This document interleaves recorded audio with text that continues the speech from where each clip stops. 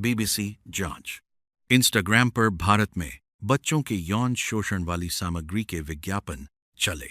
जुलाई 2026 में बीबीसीआई की एक जांच ने इंस्टाग्राम पर एक गंभीर खामी का खुलासा किया। भारत में बच्चों के यौन शोषण से जुड़ी सामग्री को बढ़ावा देने वाले विज्ञापन चल रहे थे, जो यूजर्स को टेलीग्राम चैनल्स की ओर ले जाते थे। इस खुलासे ने सवाल खड़े किए कि मेटा की व्यवस्था ने अवैध सामग्री के विज्ञापन और मुनाफे की अनुमति कैसे दी। रिपोर्टर्स ने भारत में एक टेस्ट अकाउंट बनाया।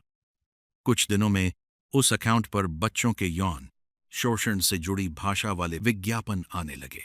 ये विज्ञापन टेलीग्राम चैनल से जुड़े थे, जहां ऐसी सामग्री बेची जा रही थी।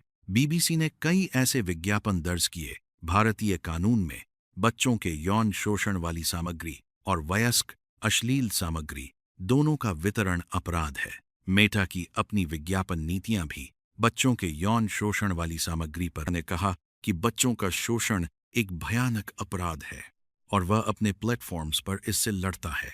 कंपनी ने माना कि कोई भी व्यवस्था पूरी तरह सही नहीं होती और वह उल्लंघन वाले विज्ञापन हटाती है तथा अधिकारियों को रिपोर्ट करती है। बीबीसी की रिपोर्ट के बाद भारतीय सरकार ने मेटा के प्रतिनिधियों को तलब किया और बच्चों के यौन शोषण वाली सामग्री के विज्ञापन बंद करने के निर्देश दिए।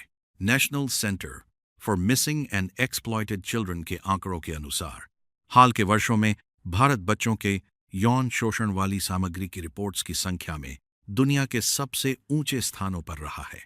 ये ऊंचे आंकड़े एक गंभीर समस्या दर्शाते हैं, जिस पर सख्त कार्रवाई जरूरी है। साथ ही कई डोमेन दूसरे देशों में होस्ट होते हैं और यह समस्या वैश्विक है।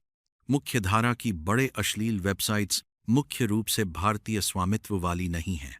बीबीसी की जांच ने ऑटोमेटिक विज्ञापन समीक्षा में स्पष्ट खामियां दिखाईं।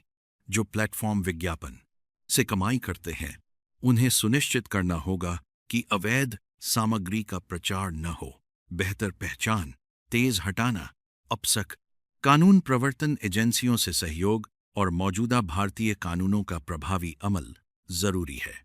बच्चों की सुरक्षा के लिए तकनीक कंपनियों और सरकारों दोनों को लगातार काम करना होगा। यह व्यवस्था की विफलता थी जिसने अवैध सामग्री के प्रचार की अनुमति दी।